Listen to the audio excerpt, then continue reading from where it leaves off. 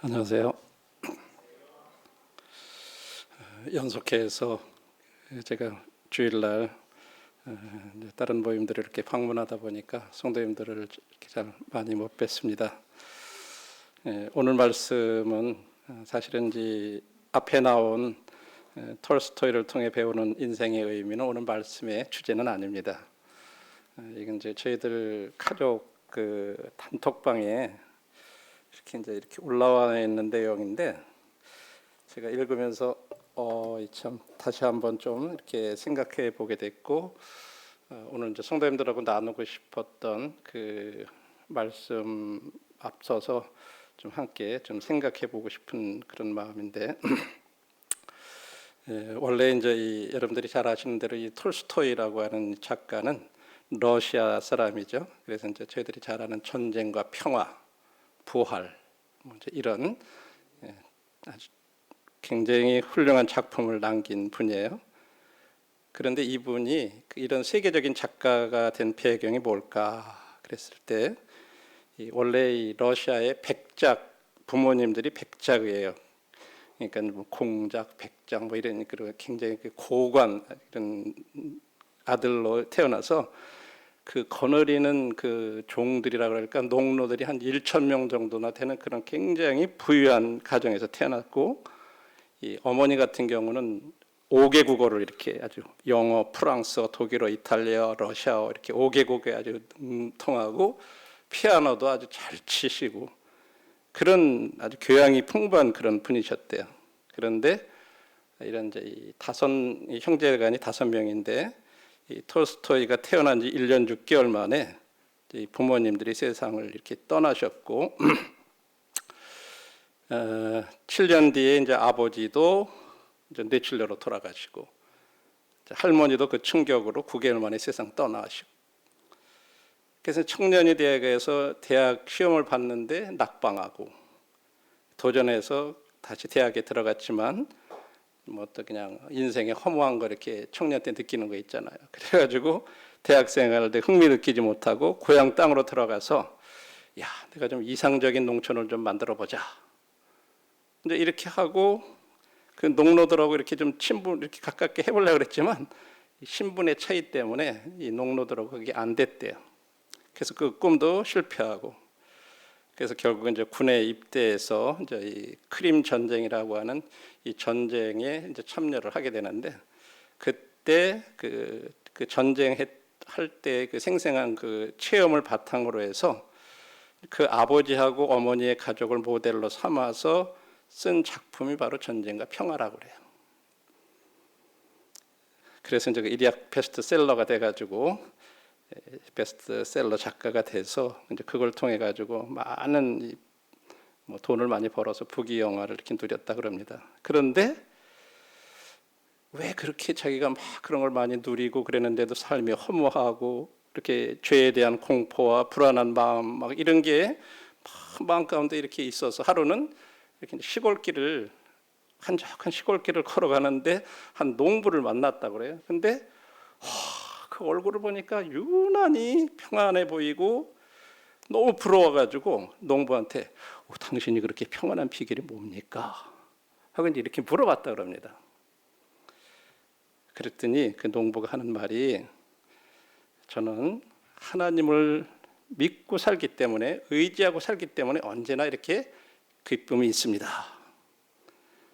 그래서 그 말을 들은 이 톨스토이가 모든 것은 자기가 다 갖췄고 재산과 성공과 세상적인 즐거움과 이런 걸 다 누리며 살았지만 자기는 이 시골 농부보다도 불행하구나, 그런 자신을 돌아보면서 그날부터 진지하게 하나님을 찾기 시작했다고 합니다.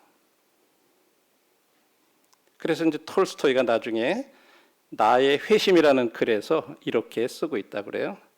5년 전 나는 정말 예수 그리스도를 나의 주님으로 받아들였다.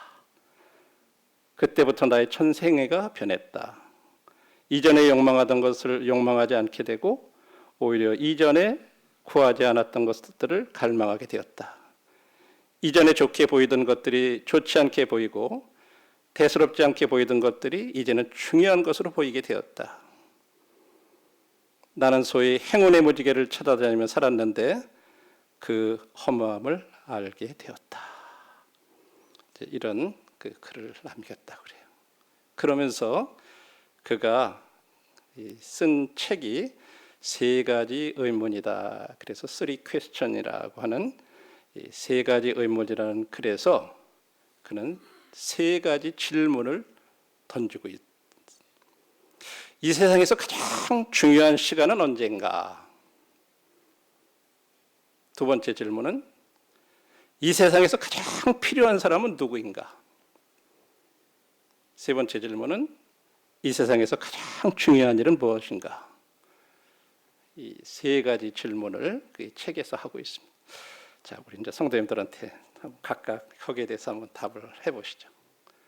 성도님들이 지금 이 질문에 대해서 각각 한번 나에게 있어서 지금 이 세상에서 가장 중요한 시간은 언제가 가장 중요한 시간일까?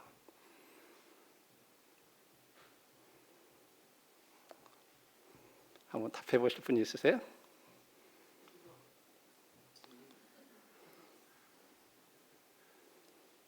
그 다음에 이 세상에서 가장 필요한 사람은 누굴까?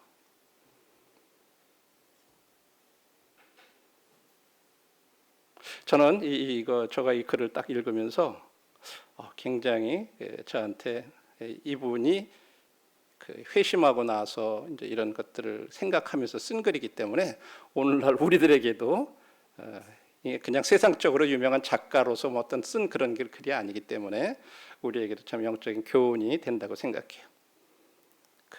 그러면서 그가 거기에 대한 답을 이렇게 대답했어요. 이 세상에서 제일 중요한 시간은 지금이다.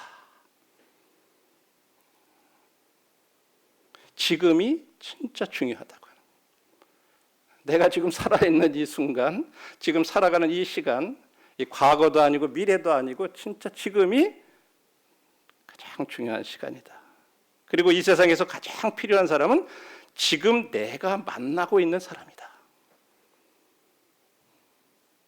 그리고 이 세상에서 가장 중요한 일은 지금 내 옆에 있는 사람에게 선을 행하는 일이다. 이게 굉장히 의미가 있더라고요. 그래서 이제 그는 이제 82세로다가 하나님 앞으로 가기 전에 이런 일기를 남겼다고 합니다. 아버지여, 생명의 근원이시여 우주의 영이시여 생명의 원천이여 날 도와주소서. 내 생의 마지막 며칠, 마지막 몇 시간이라도 당신에게 봉사하며 당신만 바라보며 살 수 있도록 날 도와주소서. 이제 이런 기도로 그런 일기를 남기면서 그가 세상을 떠났다고 합니다. 제가 지금 이런 말씀을 이제 드리는 게 오늘 이제 사실 나누고 싶은 말씀은 지금 이 전 세계적인 추세라든지 우리나라만 봐도 지금 출생률이 0.7이라는 말은 한 명 제대로 안 난다는 거예요. 결혼해가지고요. 그러다 보니까 지금 아이들이 점점 줄어들고 있어요. 그래서 지금 학교들이 사실은 대학이나 이런 데는 비상이 걸렸어요. 뭐 학교는 건물은 많고 큰데 초등학교 같은 경우에 한 학급에 몇 명도 없어. 아예 그래가지고 학생들이 없어서 학교가 개교도 못하는 학교. 시골들은요. 이런 게 지금 우리나라의 현실이에요. 그래서 하는 방법이 뭐야? 그러다 보니까 어떻게 돼요? 아이들이 안 나니까 학생들이 없고 청년들이 없고 그러니까 노동자들이 없어요. 그래서 우리나라가 지금 쓰는 정책이 뭐예요? 외국인들이 우리나라에 들어와요. 그 길밖에는 그걸 해결할 길이 없어요. 그래서 점점 우리 국내에도 외국인들이 굉장히 많이 들어와 있어요. 그래서 옛날에는 보지 못했던 우리 주변에 웬만큼만 이제 우리도 시내 다니다 보면 외국인들 쉽게 만나잖아요. 우리 피부로 느끼잖아요. 그죠? 그래서 현재 내가 만나고 있는 사람들, 지금 이 시대에 우리가 만나고 있는 그 사람들 진짜 필요한 사람들이고 중요한 사람들이고 그래서 우리 지금 현재 국내에 체류하고 있는 이런 외국인들에 대해서 우리들이 관심을 갖고 이제 준비해 가야 되는 그런 시점이 아니냐고 생각해요. 물론 우리나라 사람들에게도 전도하는 일이 함께 동시에 이런 일들이 돼야 될 일이죠. 현재 우리나라의 외국인들의 약 250만 명이라고 그래요. 올해 9월 30일부로 250만 명. 거기에는 불법 체류자가 42만 명이 있고 또 귀화한 외국인들, 한국 국적을 취득한 분들 이런 분들까지 다 합치면 약 300만 명이라고 그렇게 얘기합니다. 아마 이 숫자는 앞으로 계속 더 증가될 거예요. 그리고 우리나라에서 지금 현재 외국인이 가장 많이 거주하고 있는 지역은 경기도라고 그렇게 얘기하고 남녀의 비율은 비슷하다고 합니다. 150만 정도 이렇게 된다고 그래요. 이제 국가별로 어느 나라가 이렇게 많나 그래서 중국이 제일 많아요. 여기 지금 파란색으로 이렇게 표시된 나라들은 한국 선교사들이 현재 나가 있는 그런 나라들입니다. 우리 모임에서 지금 나가 있는 국가들이에요. 거기가 거의 100만 명 가까이 되죠. 95만 명이니까. 그 중에서 조선족들이 62만 명. 엄청 들어와 있죠. 그 다음에 베트남 27만 명, 태국 20만 명, 미국 17만 명, 우즈베키스탄 8만 6천 명, 러시아 6만 7천 명, 필리핀 6만 2천 명, 네팔 6만 1천 명, 인도네시아 5만 5천 명, 캄보디아 5만 5천 명. 이 나라들이 지금 우리 선교사들이 여기 나가 있어요. 근데 거기에 있는 사람들이 지금 우리나라에 이렇게 많이 들어와 있어요.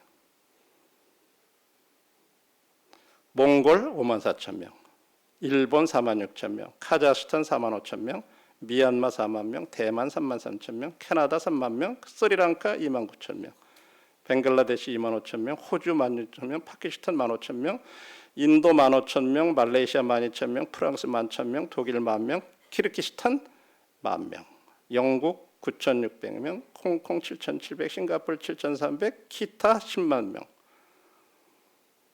이렇게 해가지고 약 250만 명 정도가 공식적으로 지금 우리나라에 들어와 있는 사람들이라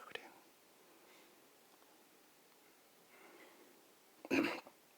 우리나라에 외국인이 들어온 역사를 이렇게 들어와서 체류한 걸 보면 외국인들이 본격적으로 들어온 것은 19세기 말 청나라에서 온 화교들, 순수한 진짜 중국 사람들 있죠. 옛날에 화교 그런 말 많이 들어보셨죠. 근데 유일하게 한국에 와서 유일하게 성공 못한 나라 화교들이 그게 한국이래요. 여기 와서 도저히 팔을 못 붙이는 거예요. 그래서 지금 많이 철수했어요. 전 세계 화교들이 다 모든 상권 이런 거 다 지배하는데 한국에서는 못했다는 거예요. 우리나라 사람들 보통 사람 아니죠. 그 후에 일제 강점기를 통해서 약 70만 명의 일본인들이 이제 점령했기 때문에 들어왔다가 이제 해방하면서 다시 다 돌아갔고요. 본격적으로 들어오기 시작한 게 1990년 우리나라가 이제 산업화되면서부터 외국인 노동자들이 급격히 들어오면서부터 들어와서 이제 국제 결혼도 하고 그 다음에는 지금 우리나라도 외국인 유학생들이 대학생들이 아까도 말했지만 학생들이 없어요. 그러니까 외국에서 학생들을 굉장히 많이 유치를 해요. 아주 유리한 조건들로.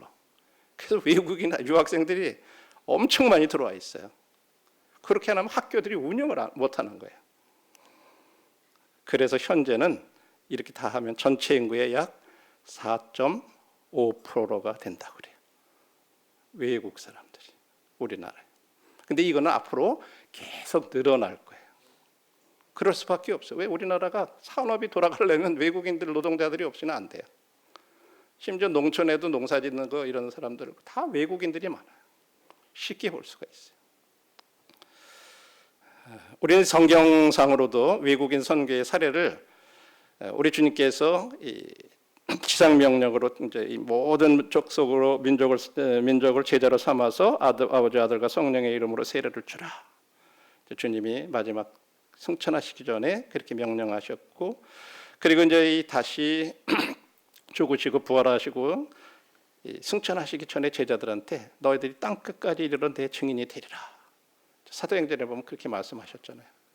그리고 나서 사도행전 2장에 가서 보면 오순절 되었을 때 그때 각 나라에서 거기에 살던 유대인들이 왔는데 거기에서부터 복음이 전파되면서 이제 어떻게 보면 외국인 선교가 시작되었다 해도 과언이 아니에요. 거기에 왔던 사람들 중에는 흩어진 유대인뿐만 아니라 유대교에 들어온 이방인들, 성경에 옛날에는 유대교에 입교한 자들이라 그래. 원래 유대교를 믿지 않았던 이방 사람들인데 유대교로 개종한 사람들. 그 다음에 그레데 섬에 사는 사람들, 아라비아인들, 이런 사람들에게도 복음이 전해졌어요. 그 복음을 들은 이런 사람들이 그들의 본국으로 돌아가서 아마 들은 복음을 전파했을 거예요. 그렇게 생각하는 게 당연하죠. 그걸 어떻게 알 수 있냐면 베드로 전서에 베드로가 편지를 쓴 그 수신인들을 보면 거기에 본도, 갈라디아, 갑바도기아, 아시아, 비두니아 뭐 이런 말씀 그 지역들이 바로 사도행전 2장의 오순절 때 왔던 그 사람들의 그 나라들이 거기 그대로 기록이 돼 있어요. 거기에 누가 가서 복음을 전했어요? 베드로가 가서 전한 거 아니에요. 그들하고 이제 연락이 되고 이제 거기들하고 이렇게 편지를 주고받는 걸 볼 수가 있어요. 오순절 때 베드로가 복음 전했잖아요.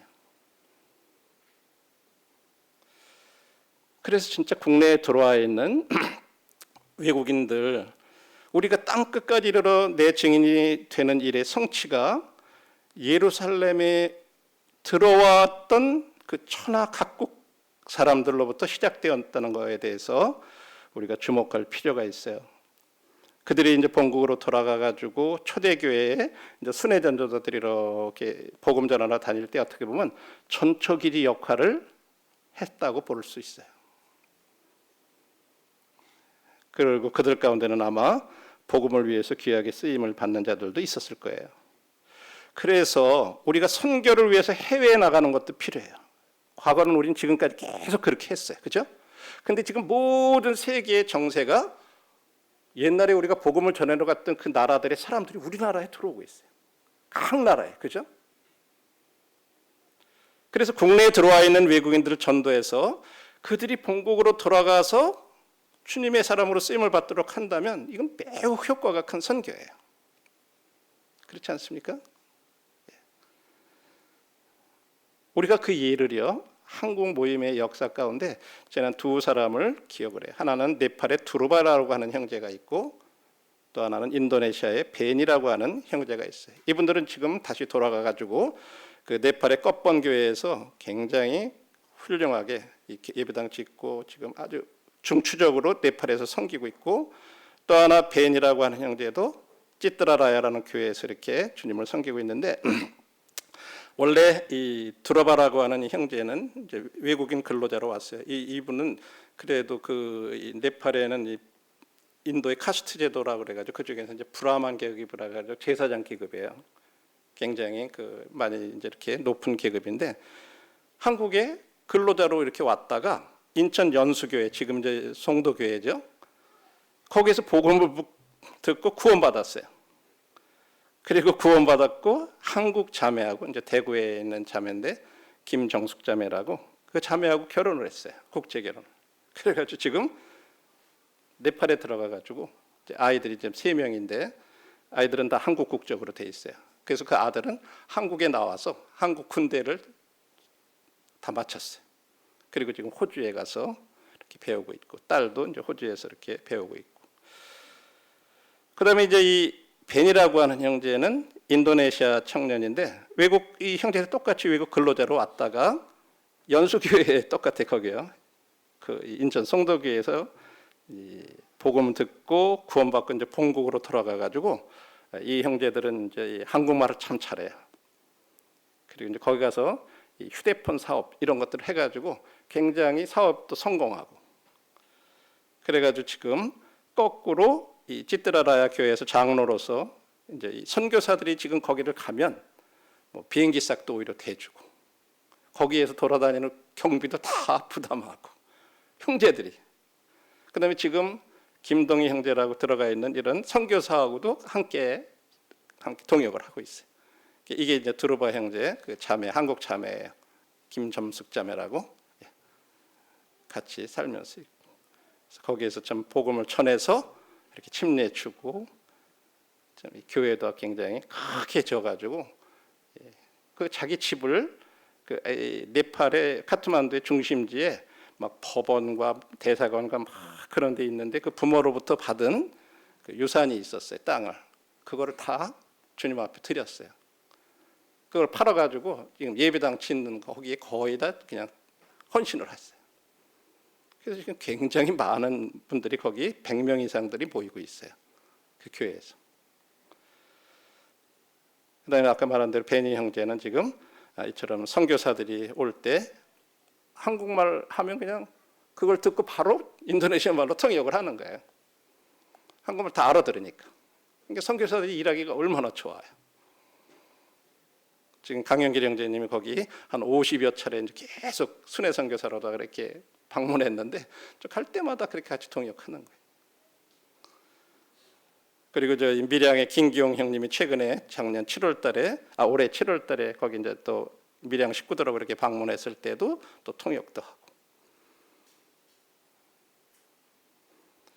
그리고 여기 이제 김동희 선교사 여기 이제 밀양에 그 김기용 형님 가셨을 때 이제 같이 통역하는데 이렇게 같이들 통역을 하고 이번에 네팔 청년 연합 집회를 하는데 강영길 선교사님하고 둘이 이 베니가 그쪽에 이제 네팔을 가가지고 거기에 가서 또 말씀 전하고 굉장히 좋은 그런 시간들을 갖고 왔다 그래요.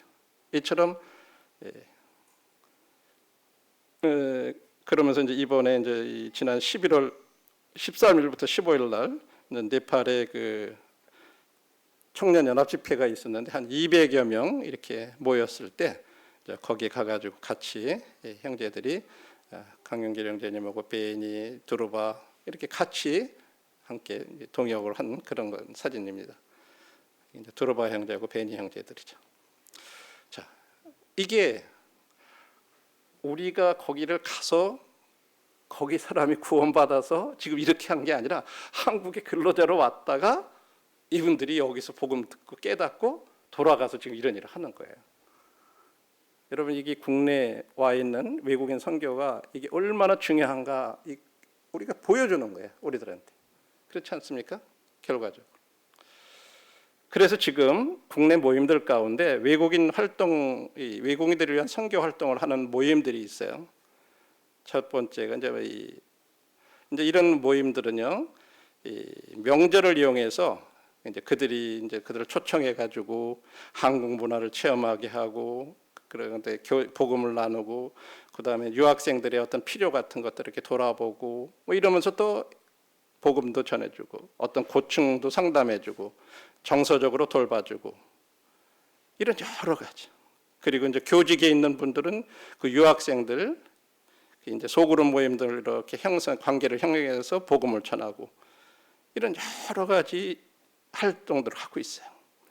특별히 안산 동부교회는 매번 추석, 구정 이럴 때 외국인들을 이렇게 초청해서 전도 캠프를 하고 있고, 남세종교회는 거기에 이제 국제정책대학원이 있는데 거기에 있는 대학원생, 석사 과정에 있고 이미 석사, 박사 이런 과정에 있는 분들인데 이분들은 학생이라기보다는 이미 그 나라에서 어떤 공무원급에 있는 사람들이 우리나라 정책을 배우기 위해서 이렇게 와 있는 사람들이에요. 굉장히 엘리트들이죠. 그분들하고 또 연결해서 복음 전하고 있고, 그다음에 인천 송도교회는 외국인 유학생들한테 이렇게 이제 성경 공부를 하는 그룹이 있고, 또 하나는 한글을 가르쳐주는 대학생들한테 그런 반들을 통해서 접촉하고 있고, 서울 북부교회는 카페, 그래서 종각하고 그다음에 이제 외대 옆에 있는 이제 카페에서 유학생들하고 이렇게 정기적으로 만나주는 그런 것들이 있고, 이번에 이제 서김에 갔더니 이제 서김에 교회는 이제 이 외국인 거리라고 있는데 거기에서 이렇게 선교를 하고 있는 그런 것들인데요. 간단히 한번 소개를 드리면, 안산동부 교회는 이처럼 이제 이 추석 명절이라든지 구정 때 1년에 2번씩 외국인 캠프를 해요. 그래서 열린길에서는 이런 걸 캠프를 할 때마다 50만 원씩 지원을 해요. 왜? 이것이 외국인 선교가 곧 해외에 나가 있는 선교와 다 관련이 있다고 믿기 때문에 그래서 계속 지원을 해왔어요. 그러면 이제 거기 있는 성도들이 나가가지고 이제 외국인들 돌아다니면서 이렇게 여기 이수원 형님이라든지 이런 외국 형님들, 평택의 존 형님이라든지 이런 분들이 함께 와가지고 삼중 통역을 해요. 예를 들어서 한국말로 하면 영어로 하거나 그러면 이제 한 사람은 영어로 이제 통역하고 한 사람은 그걸 중국말로 통역하고 이제 세 사람이 이제 막 이렇게 해가지고 막 통역을 해요. 그럼 영어하고 중국말만 하면 웬만한 외국인들은 다 커버가 돼요. 이런 식으로 복음을 전하고 있어요. 그리고 이제 남세종 교회 그 외국 유학생들 경우는 이제 올해 예를 들어서 추석 연휴 때 보면 한 8개국에서 온 한 20여 명의 이제 이런 대학원생들한테 복음을 전하는데 여기 이제 이 8개국이 어느 나라냐면 대부분이 아프리카의 카메룬, 나이지리아, 라이베리아, 가나, 감비아, 말라위, 모잠비크, 모로코 이 거의 다 아프리카 대학 유학생들이에요. 그래서 이제 그들한테 매주 토요일 날 성경 공부반 이렇게 하고 그 다음에 추석 명절에 이렇게 초대를 해가지고요. 우리나라 전통 음식 만들기 있잖아요. 꼬치, 뭐 송편, 동그랑땡, 뭐 이런 것들 막 만들어가지고 자기들이 직접 한국 음식이라 이렇게 한번 만들어 보게끔 막 하고 또 자기네 나라 음식도 만들게 하고 막 이래가지고 나누게 하고. 그래서 아주 그런 시간들을 통해서 굉장히 서로 친목 다지고 그렇게 하면서 이제 일단 복음을 전하고 이제 끝나고 나면 이제 같이 볼링도 치러 가고 이렇게 하면서 친교를 이루도록 하고요. 뿐만 아니라 교회에서 그런 게 아니라 이제 그 학교 강의실에서도 매주 목요일마다 요 20여 명들이 이렇게 모여서 이제 성경 공부를 한다고 합니다. 그래서 이분들이 지금 성경 공부하는 그런 분들이에요. 근데 참 놀라운 일이네요. 여기 아까 8개국 중에 한 나라가 말라위라는 나라가 있죠. 거기에 말라위에 여기 지금 공부했던 사람들이 돌아가서 한 10여 명을 위주로 말라위 수도 릴롱게라고 하는 곳에서 성경 공부반을 시작했어요. 근데 거기 지금 누가 가 있냐면 남아공이 거기에서 한 2시간 정도 비행기를 탈 수 있어요. 그래서 이제 남아공에 있는 최문수 형제님이 거기를 비행기를 타고 2주에 한 번씩 왔다 갔다 하면서 성경 공부를 해요. 왜? 거기에는 지금 그 올해 5월 달에 그 기린로 교회에서 파송된 천길성 선교사 부부가 살고는 있어요. 근데 지금 현재 가서 언어 배우고 이제 이렇게 정착하는 단계고 그래서 그 언어 소통이 안 되기 때문에 이제 남아공에서 날아가는 거예요. 그래서 처음에 10명으로 이렇게 시작됐는데 그 가족들, 친척들이 이렇게 모여서 지금 33명이 공부를 하고 있대요. 여러분, 이 선교사가 가가지고 몇 년을 해야 그렇게 모일 수 있겠어요? 이건 참 어려운 일이에요. 근데 한국에서 와서 그 외국인들한테 그렇게 해준 결과 그 가운데 구원받고 돌아간 분들이 있다. 이제 그분들을 중심으로 거기 가서 성경 공부가 된 거예요. 말라위에서. 좀 놀랍죠. 예. 그래서 2박 3일간 한 번에 가면은 아예 홀 같은 거를 임대해가지고 먹고 자고 다 재워주면서 집중적으로 공부를 하는 거예요. 성경을. 그 나라가 워낙 가난하니까 그런 거 있으면 자기네들은 좋죠. 근데 이 사람들은 그래도 그 나라에서는 공무원들과 이렇게 해가지고 그래도 조금 수준 있는 사람들이. 그리고 참 놀라운 거는 이 말라위 사람들이 한국을 너무 좋아하는 거예요. 왜 그럴까요? 말라위 대통령이 뭐라고 할 정도냐면 우리나라를 한국에 편입시키고 싶다 이렇게 할 정도로 한국의 한 주로 뭐 이런 걸로다가 편입시키고 싶대요. 왜 그럴까요? 그 나라가 워낙 가난해가지고 너무너무 아프리카에서도 진짜 가난한 나라인데 이 나라에 뭐를 가리키냐면 그 나라가 근데 뭐 특징이 뭐냐면 호수가 많아. 호수가. 그러니까 물이 풍부하잖아요. 그걸 이용해가지고 농사 짓는 법을 가르쳐 준 거예요. 농업 정책을. 그래가지고 농사를 지면서 농사를 얼마나 많이 졌는지 지금 쌀을 수출하는 나라가 됐대요. 아프리카에서. 그러니까 한국 사람들이 최고라 이거예요. 막. 그래가지고 한국 그러면 거기서 너무너무 좋아하는 거예요. 그러니까 대통령이 우리나라 편입시키기 쉽다고. 여러분들 말라이 이렇게 치면서 그런 내용 이렇게 인터넷에 치면요, 그런 내용 다 나와요. 보세요. 재밌어요. 이런 일들이 이렇게 벌어지고 있는 거죠. 그리고 올해 말에도 또 여기 대학원생 4명이 졸업하면 본국으로 돌아가서 이 성경 공부에 합류할 예정이라고 이렇게 얘기해요. 정말 중요하죠. 예.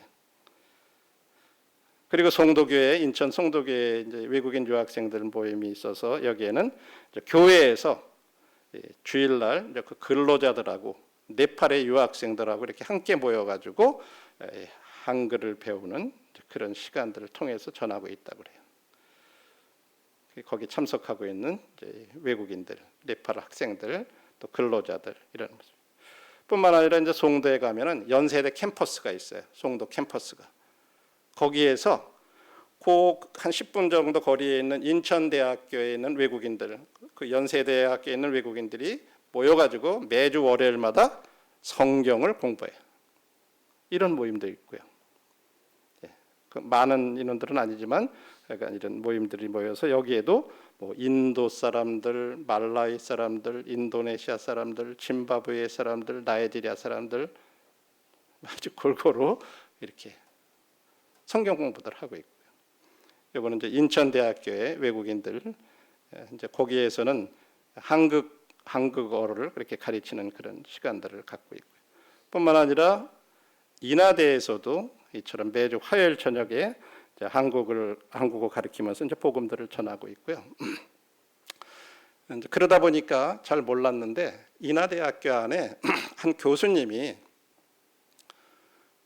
이 서울의 남서울교회인가 어디 이렇게 이제 나가셨던 분인데 이분이 유학생들한테 이렇게 말씀을 계속 성경 공부하는 그런 것들을 운영을 하고 계신 걸 이제 알게 된 거예요. 그래서 이제 인하대 거기 가서 이제 이렇게 만나가지고 그 교수님이 우리 학생들을 좀 그 송도교회하고 이렇게 연결해가지고 좀 어떻게 도와줄 수 없냐. 그래가지고 성경 공부 끝나고 나면 개인 교제하는 시간, 그 시간에 와서 좀 도와달라. 그래서 자연스럽게 성도들이 가가지고 개인 교제들을 하는 거예요.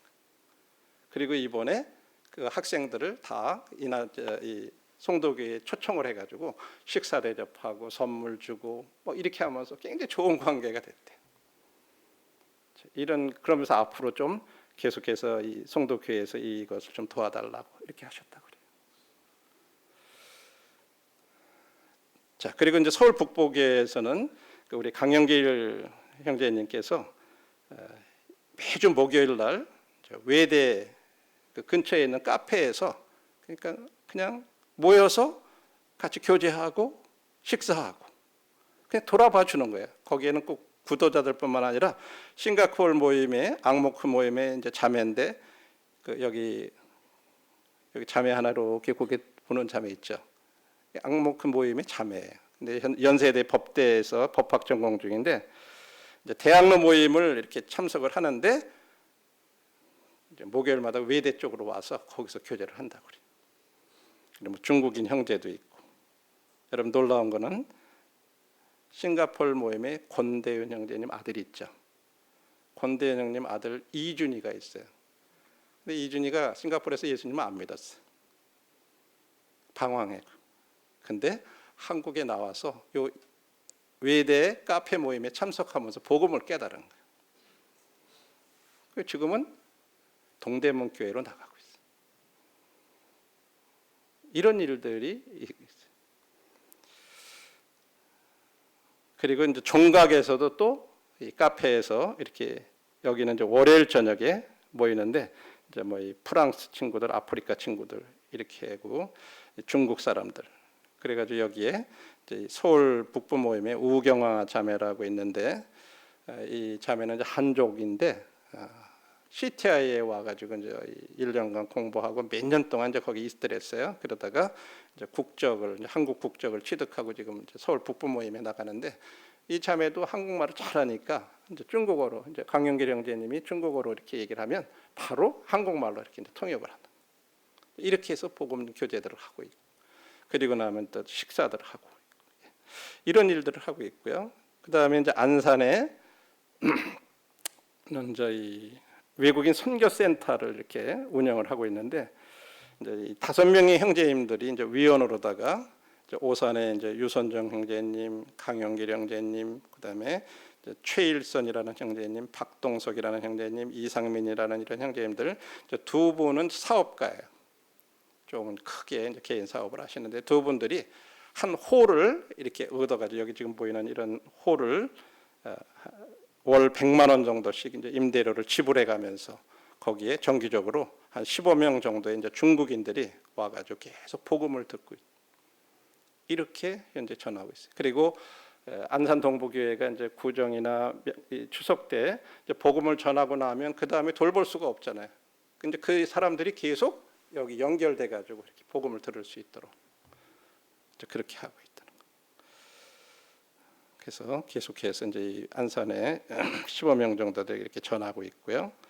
그다음에 이제 이번에 그 서기매를 이렇게 다녀왔는데, 서기매에 가니까 여기는 이제 한 형제님이 이런 일들에 대해서 굉장히 관심을 가지고 전적으로 이렇게 이제 헌신을 하고 있고, 아직 교회적으로는 이런 부분들에 대해서 이렇게 이제 같이 함께하지 못한 그런 상황이었는데, 이번에 거기를 이렇게 방문들을 해서 그 상황들을 이렇게 봤어요.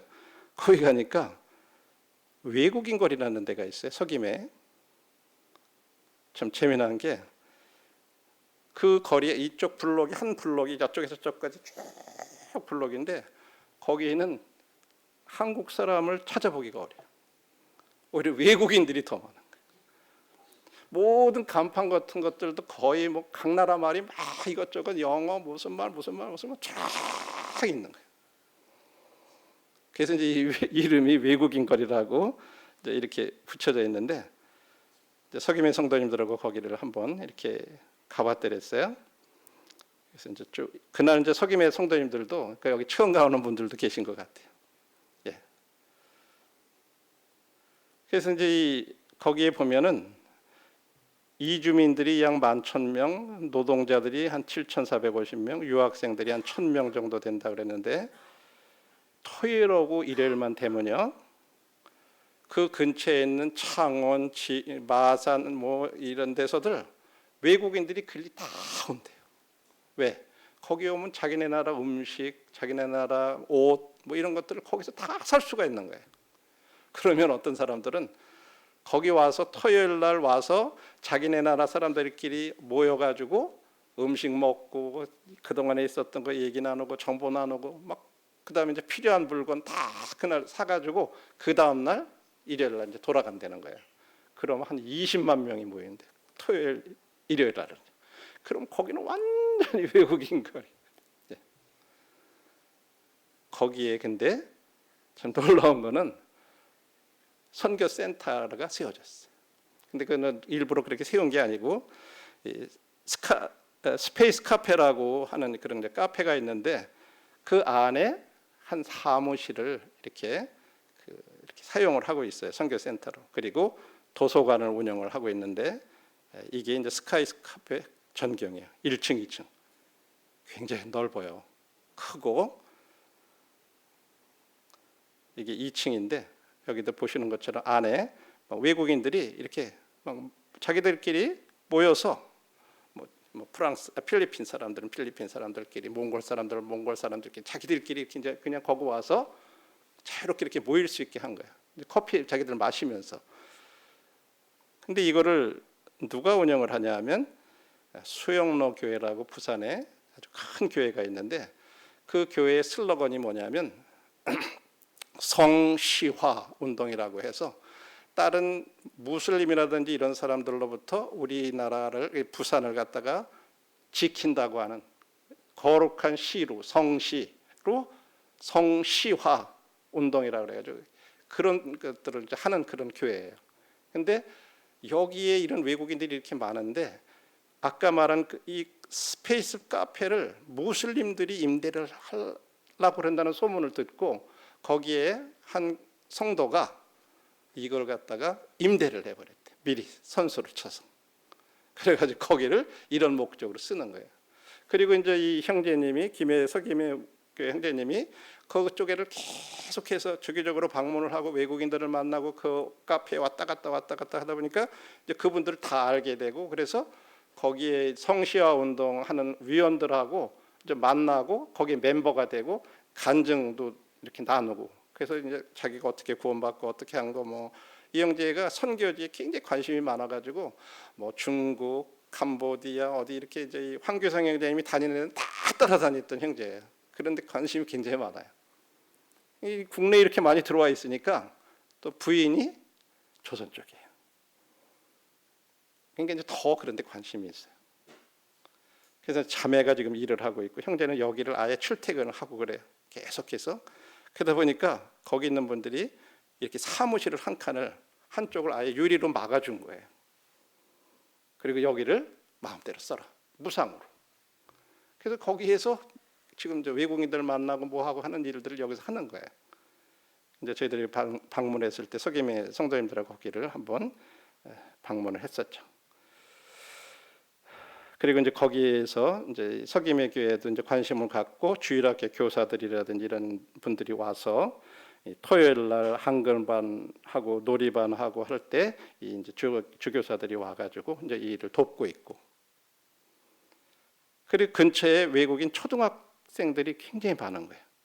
그 이 외국인 거리 주변에 거의 예를 들어서 합천 초등학교라는 데는 전교생이 220명이면 외국 초등학생들이 70명이면 3분의 1이 외국인 자녀들이에요.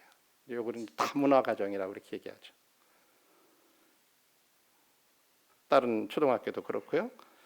그래서 이 아이들을 대상으로 토요일 날 한글반을 가르치는 거예요. 여기 모여 있는 것이 이제 중국인 한족 가족인데 올해 8월 달에 이렇게 입국을 했다 그래요. 그러니까 한국어를 잘 모르잖아요. 근데 거기에 초등학생이 있는데 그 초등학생한테 이렇게 한국어를 가르쳐 주면서 조건이 뭐냐?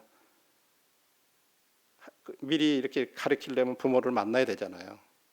그리고 이렇게 가르쳐줘도 좋겠냐는 그런 승낙을 받아야 되고, 그러면 자연적으로 엄마 아빠들하고 별도의 또 이렇게 만나면 되고, 그래서 이제 이 아이를 이제 그 교회에 또 연결해서 나오게 하고, 그리고 그 외에도 이렇게 이제 한글을 가르치는 한글반들이 토요일 날 이렇게 읽고요. 또 놀이반을 운영을 해가지고 거기 이제 초등학교 현재 나오는 그 초등학교 4학년짜리, 1학년짜리 뭐 이제 이 카페 또 이 스페이스 아까 카페 그 건물 주인 손녀 뭐 이제 이런 한국 애들도 있고 막 이래가지고 놀이방을 해가지고 저런 장난감 같은 거를 한쪽에 다 많이 쌓아가지고 애들이 오면 마음대로 막 놀 수 있게끔, 그러면서 또 자연스럽게 그 부모들하고 접촉하고 이런 일들을 하고 있다. 그래서 뿐만 아니라 이제 필리핀 노동자들도 거기 와서 이렇게 모이면서 이 농구 운동 이제 같이들 가가지고 막 하고 나면 이제 식사를 같이 나누고 이제 식사하면서 이제 자연스럽게 사귀고 이렇게 하고 있다 그래. 이주민들을 위해서 각 나라 도서들을 갖다 이렇게 이 도서관을 이렇게 현재 준비해 가는 그런 과정이고요. 그래서 이제 거기 그 기도 제목들이 현재 그 중국인 아까 본 그 한글어반의 학생 이름이 이지아라고 하는데 초등학교 3학년이라고 그래요. 그래서 지금 주일학교에 나오고 있어요. 김해교회. 그래서 이제 지속적으로 예수님 알아가고 한국어 잘 배우고 학교에 잘 적응할 수 있도록 기도해 달라 그러고, 그다음에 이제 그 부모님들을 이렇게 계속 지속적으로 만나는데 복음 전해서 주님 알고 영접할 수 있도록 기도해 달라. 그리고 놀이반에 나오는 그 이제 초등학교 4학년 김나경 그 동생, 그리고 이제 이런 사람들이 그 주일학교로 연결돼 가지고 이제 예수님 배울 수 있도록, 그리고 그 할머니도 이렇게 이제 만나서 이제 복음을 듣고 주님 영접할 수 있도록 기도해 달라 그래. 그리고 이제 거기에 나오는 그 토요 학교 학생들이 이제 나와서 모임에 잘 정착되고 주일학교에 연결되고, 그다음에 외국인 노동자들 또 유학생들에게 복음이 이렇게 증거될 수 있도록 기도해 달라고 그랬어요. 그리고 이제 거기 돕고 있는 매주 돕고 있는 그 청년 교사들이 있잖아요. 그리고 이제 일부 이제 성도들 가정들 중에 이제 관심을 갖고 이렇게 그 돕는 분들이 있는데 이 사역이라는 게 이렇게 얼른 당장 열매가 나타나는 사역이 아니잖아요. 드러나는 게 아니니까. 그래서 지치지 않고 계속 잘 감당할 수 있게 해달라고 이런 기도 제목들이 있었어요. 이제 종합적으로 이제 기도 제목을 이렇게 드리면 저희들 이제 한국 모임에도 지금 이제 외국인 유학생들을 전문적으로 이렇게 선교하는 그런 선교사들이 이제 좀 양성될 필요성이 있어요. 지금 저희들이 아는 대로 여러분 CBF라고 대학생 선교회가 있잖아요. 이제 여기에서도 이제 대학생들 선교를 위해서 지금 굉장히 여러 가지로 그 교수 회의도 있고 교수들 모임도 있고 어떻게 하면 대학생들한테 그 와 있는 유학생들한테 전도할까 이제 이런 것들을 하고 있는데 학생들은 또 학생들에게 맞게 그런 걸 전해야 되니까 그런 선교사 양성도 필요하고요. 그 다음에 지금 거기도 무슬림들이 엄청 많이 들어와 있는 거예요. 그래서 이제 이건 무슬림들은 또 일반 다른 나라들 이렇게 접근하는 거하고 조금 다르기 때문에 그들에게 전도할 수 있는 전문 선교사 양성도 필요한데 그래서 이제 서울에 저희들이 그 폼이라고 그래서 프렌드 오브 무슬림 그래서 무슬림의 친구라고 하는 선교회가 지금 한기선에 등록이 돼 있고 거기에 이제 박건신 형님이 회장으로 돼 있고 거기에 윤영성 형님이나 장세혁 형님이나 이런 형님들이 정기적으로 이수원 형님 이런 분들이 모이세요. 그래가지고 이슬람에 대한 관련된 그런 정보라든지 전도 전략이라든지 이런 걸 계속 이렇게 연구들 하셔가지고 책자로 지금 만들어서 보내오시고 이렇게 각 모임에 보내시고 이러고 있어요. 근데 그런 어떤 일들을 위해서도 필요하고 아까 말한 대로 다문화 가정의 아이들, 자녀들 그런 데 전도하는데 이제 전문 선교사들이 양성해야 되고 그리고 이제 지금은 이렇게 각각 다 뭐 따로따로 뭐 경기도, 김해 이런 식으로 외국인 선교센터들이 이렇게 있는데 이제 아마 울산에도 이렇게 필요할지 모르겠어요. 부산에도 필요하고 권역별로 어떤 그런 선교센터들이 설립이 됐을 때 우리들이 그런 걸 위해서 기도하고 지원하고 이런 일들이 필요하고요. 그다음에 이제 이런 일들을 종합적으로 볼 때 이런 국내 체류 외국인들의 선교를 이렇게 서로 어떤 정보를 주고받고 하는 어떤 그런 통합기관 이런 것들도 필요하지 않나. 그래서 한기선에서 이런 일들을 역할들을 해야 되지 않을까 이렇게 생각해서 그런 여러 가지들을 지금 구상들을 하고 있습니다. 그래서 성도님들이 이런 것들을 함께 아시고 그래서 저희들 교회의 내년도에 교회의 목표가 이제 전도와 선교예요. 이제 저희들이 코로나가 끝나고 이런 부분들에 있어서 저희들이 앞으로 장기적으로 좀 이런 것들을 생각하면서 준비해 가고 교회적으로도 우리가 물론 저 필리핀에도 선교가 나가 있지만 국내에 이와 같은 많은 사람들에 대해서도 전도하고 외국인들뿐만 아니라 또 우리 한국인들 또 전도도 하면서 외국인들에게도 또 이렇게 전도하는 이와 같은 것들이 교회적으로 함께 기도하면서 좀 해 나가야 될 일이 아닐까 이런 생각이 듭니다. 그래서 성도님들이 함께 이런 거 아시고 얼마나 중요해요. 거기 가서 못해도 여기서 해서 여기서 깨달은 사람이 돌아가서 자기네 나라 가서 복음 전하고 그렇게 할 때 굉장히 큰 효과적인 전도죠. 그래서 이런 것들을 위해서 함께 기도해 주시면 감사하겠습니다. 감사합니다.